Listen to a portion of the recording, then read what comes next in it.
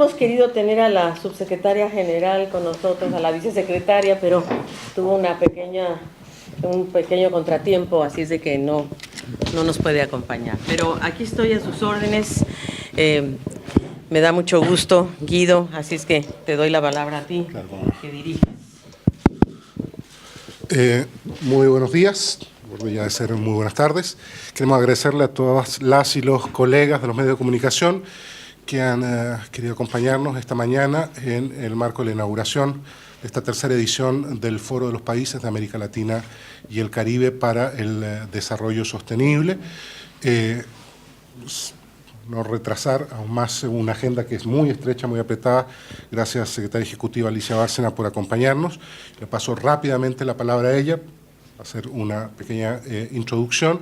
Por supuesto, quedamos por unos minutos, desgraciadamente breves minutos, pero tratemos de explotarlos al máximo, disponibles a preguntas y respuestas. Secretaria ejecutiva.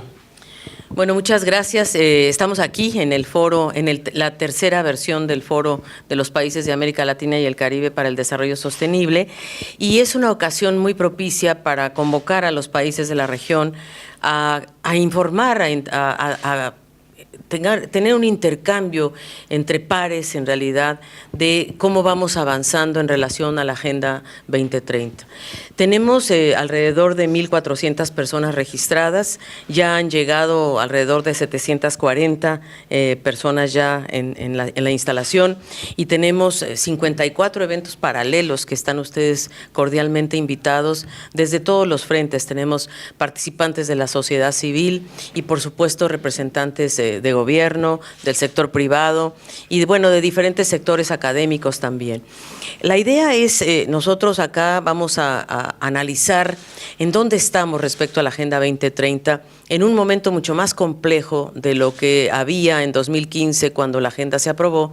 4 años después, pues estamos viviendo un mundo muy distinto, más difícil, más complejo, donde la cooperación multilateral, por ejemplo, tiene problemas, se está debilitando, donde tenemos tensiones comerciales y tecnológicas que nos están impactando, donde la desigualdad no cede. Es verdad que ha habido esfuerzos de los países por reducir pobreza y desigualdad, pero aún ahí seguimos en el debe, y por lo tanto, si bien reconocemos que ha habido avances, porque 29 de los 33 países de la región ya han establecido instituciones específicas para el seguimiento de la Agenda 2030, pues también observamos algunas tendencias preocupantes. O sea, vemos, por ejemplo, que hay algunos objetivos que sí se van a cumplir, como el tema de la mortalidad materna con una cierta velocidad, pero ese se va a cumplir. Hay otros que definitivamente no se van a poder cumplir. Por ejemplo, el agua de fuentes seguras. Sí vamos a tener acceso a agua potable, pero no necesariamente de las fuentes más seguras. Esa es una meta difícil de alcanzar. Igual pasa con la biodiversidad o la protección de los océanos. Hay otros objetivos que se nos han estancado, incluso el tema de la pobreza y la desigualdad. Ya no estamos avanzando a la misma velocidad que antes, entonces nos preocupa.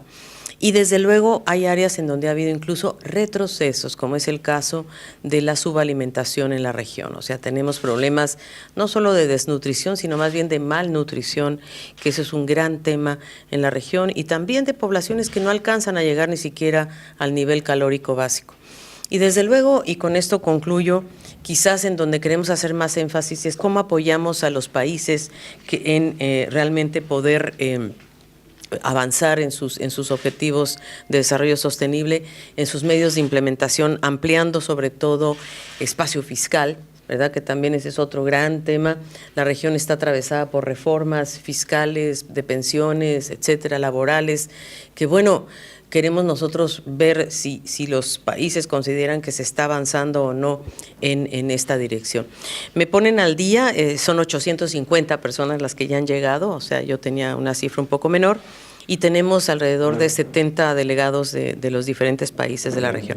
Así es de que muy bienvenidos y estoy a su disposición para preguntas o consultas.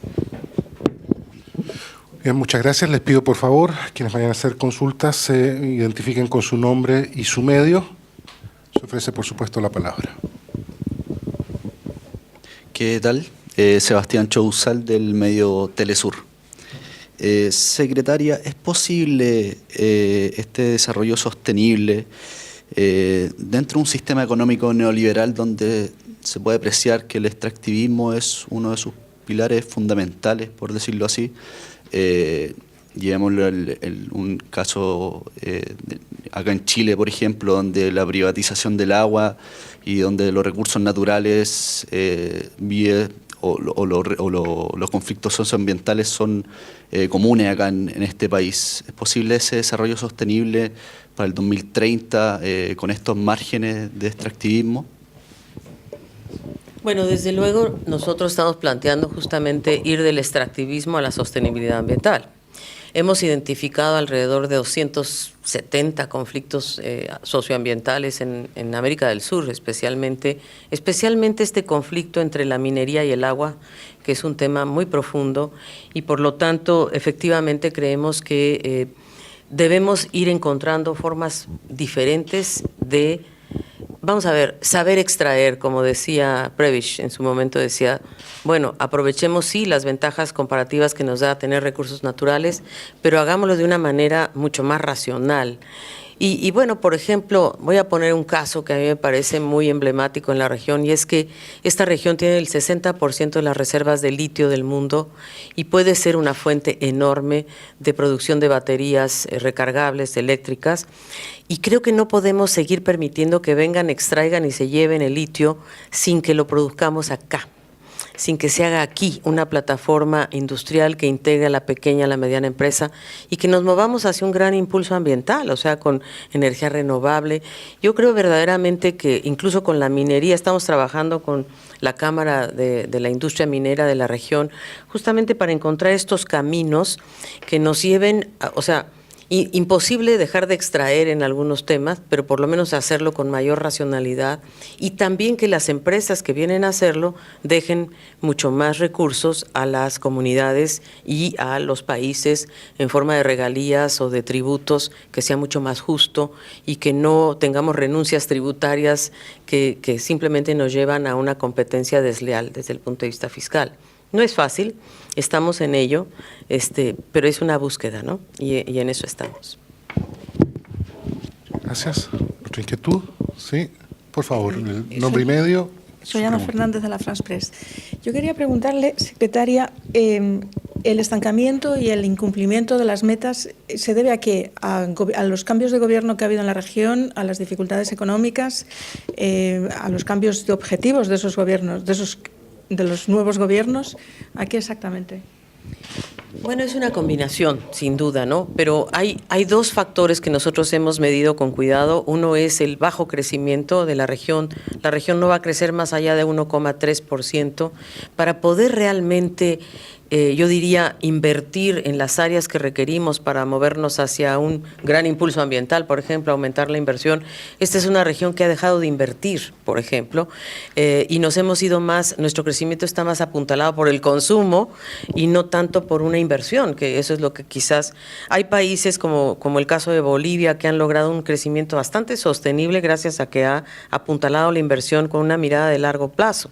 Esto no ha pasado en todos lados. Entonces, crecimiento muy bajo, 1,3, y la otra es que nosotros hemos combinado dos factores. Si lográramos crecer por lo menos un 3% y lográramos bajar la desigualdad 5 décimas porcentuales por año, medio punto porcentual por año, lograríamos un avance mucho más rápido. Por ejemplo, sí lograríamos eliminar la pobreza extrema en todas sus formas. Pero se requieren estas dos cosas, que requieren voluntad e inversiones, y yo diría un mayor compromiso. El problema que yo veo en nuestra región y en el mundo entero es que la liquidez financiera se está yendo más a activos financieros que a inversiones reales, y yo creo que tenemos problemas de implementación. El comercio tampoco ha sido un factor un motor de crecimiento, por el contrario, más bien estas tensiones comerciales y tecnológicas nos están llevando a un estancamiento a nivel global y a una redefinición, de hecho, de hacia dónde vamos, por un lado. Y por otro, creo que tenemos que tener en la cabeza que necesitamos un nuevo paradigma de desarrollo, o sea, que no basta con hacer cambios cosméticos, sino realmente necesitamos ir a la profundidad del modelo de desarrollo. Y ese modelo no puede ser solo un modelo de competencia y competitividad, sino de cooperación. de acciones colectivas. Si no el Acuerdo de París, no lo vamos a lograr. Si no la cooperación fiscal, no la vamos a lograr.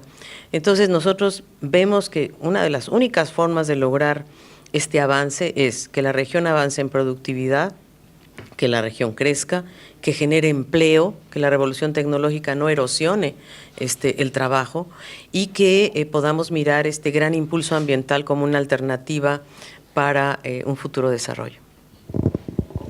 Gracias. Por favor, nombre y medio. Lilia Martínez, de Pira Política. Si viendo este cuadro, obviamente que una de las ODS más importantes tendría que ser y es el de educación. Usted acaba de mencionar que nos hemos olvidado un poco más de la educación superior, donde la academia, a través de haciendo estudiantes que los lleven a la generación de investigaciones, pueden contribuir a este desarrollo, a esta productividad, pero también acaba de mencionar algo muy importante, que sin la alimentación correcta los cerebros no se desarrollan. Entonces a mí me gustaría saber,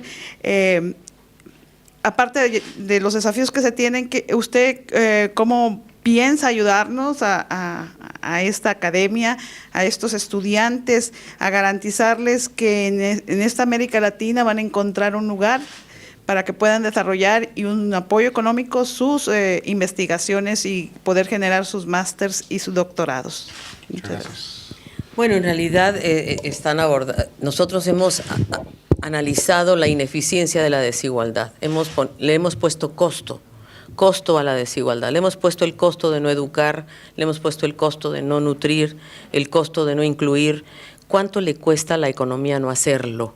¿Y por qué nuestros países, a diferencia, por ejemplo, de los nórdicos, que son países más igualitarios, que invierten en educación y que invierten en tecnología y que nosotros en América Latina y el Caribe no podemos descuidar la primera infancia, definitivamente, porque es ahí donde está el futuro, el ciclo de vida, apostarle a la primera infancia, a la juventud. A ver, ahí en la juventud nosotros estamos abordando varios temas. Primero es este acceso a la educación gratuita y de calidad, que no es fácil, pero es urgente, tanto a nivel secundario como a nivel terciario y superior, porque en realidad la educación gratuita y de calidad y pública no es solamente un tema de costo, es un tema de inclusión social, donde tú puedas llegar a una universidad y es un crisol de personas de diferentes orígenes, diversa, etcétera, donde te educas tanto en las aulas como afuera de ella.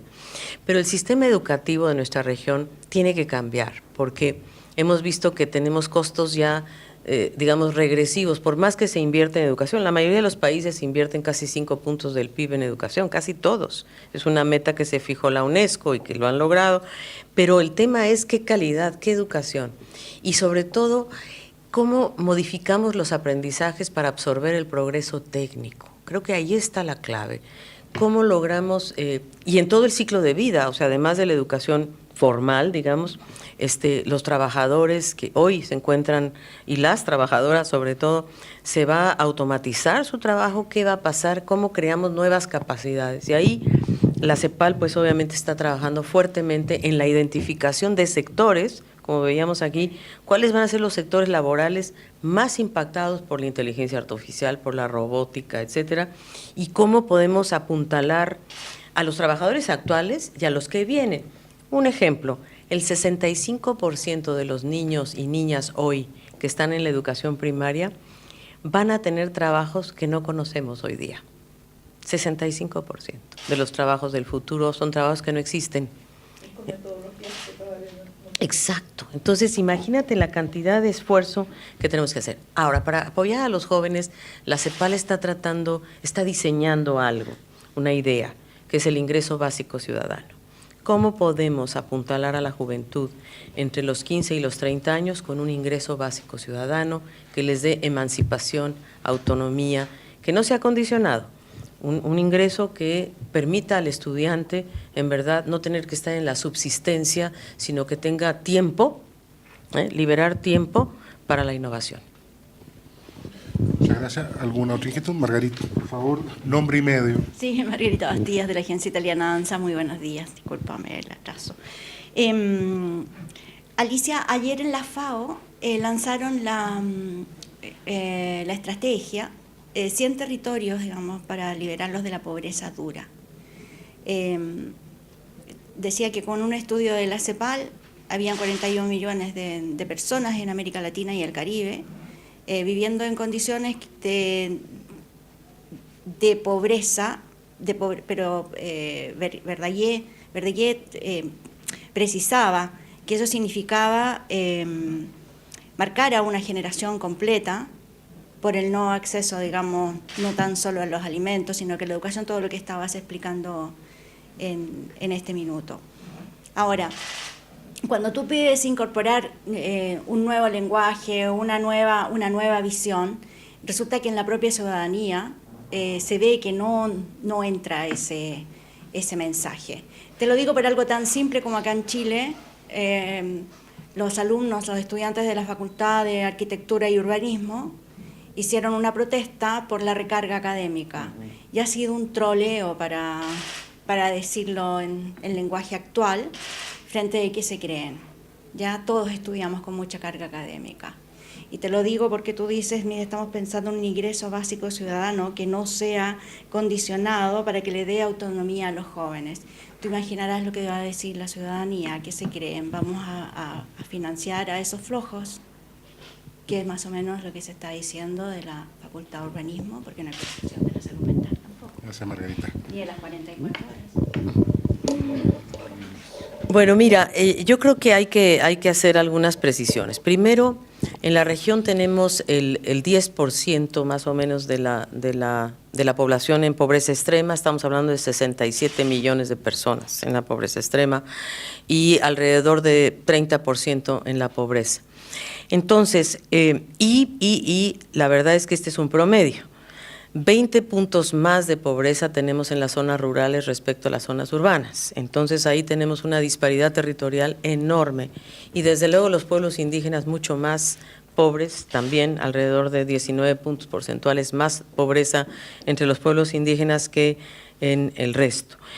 Entonces, sí, efectivamente, con la FAO hemos estado trabajando en esto de los territorios, sobre todo también porque las zonas rurales han sido zonas un poco olvidadas en relación al trabajo local, cómo localizar también la Agenda 2030 y generar propuestas de seguridad alimentaria, de producción, de comercialización, de encadenamientos productivos. Así es de que eso definitivamente es un tema en el que tenemos que trabajar. Ahora, cuando te refieres a la que la ciudadanía no entra, yo quiero ahí diferenciar algo. Primero, nosotros tenemos una cantidad de jóvenes, sobre todo mujeres, que no estudian ni trabajan, pero no porque sean flojos o porque no quieren. Las mujeres fundamentalmente tienen grandes obstáculos en el sentido de que son las responsables, además de sus estudios o su trabajo, de su casa, del cuidado de los niños, de los padres, de los abuelos, lo que se llama el trabajo no remunerado. Entonces, creo que ahí tenemos que desagregar esto que hablas tú, ¿quiénes son a los jóvenes a los que le estamos hablando? ¿De qué jóvenes estamos hablando? Y creo que para nosotros, por ejemplo, el ingreso básico ciudadano va justamente, por ejemplo, a estas mujeres, que tengan una autonomía propia, que sí, si están en la economía del cuidado, pero por lo menos que tengan un cierto ingreso, ¿verdad?, para poder tener autonomía, porque el ingreso te da autonomía, te da independencia, te da dignidad, y creemos que eso es muy importante. Ahora, creo que hay que diferenciar eso, obviamente, de los jóvenes que tienen más oportunidades. O sea, nosotros estamos proponiendo el ingreso básico ciudadano también focalizado, te voy a decir, no universal por el momento, porque en realidad no alcanza en primer lugar. Pero sí creo que hay que beneficiar a los jóvenes más pobres, a las mujeres, y definitivamente creo que es una oportunidad. Ahora, evaluaremos en el futuro si esto funciona o no, pero creo que en nuestra región es muy importante, yo digo, que la educación sea pública, de calidad, porque me parece que ese es un tema al que no podemos renunciar. Muchísimas gracias. Una última pregunta, si alguien la quisiera en sala. Por Buenas favor. tardes, Justine Fontaine de Radio Francia Internacional.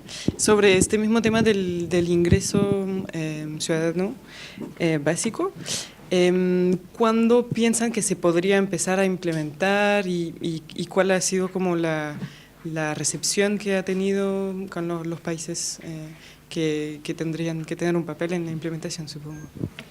Hemos visto las experiencias de Finlandia, que ha aplicado el ingreso básico ciudadano. Estamos viendo experiencias de otros contextos geográficos. Canadá también tiene un programa de ingreso básico ciudadano. Francia estaba explorando lo mismo. Bélgica, con algunos caveats, ¿no? Pero nosotros lo que estamos haciendo ahorita es el cálculo. ¿Cuánto costaría el ingreso básico ciudadano? A ver, te voy a poner un ejemplo.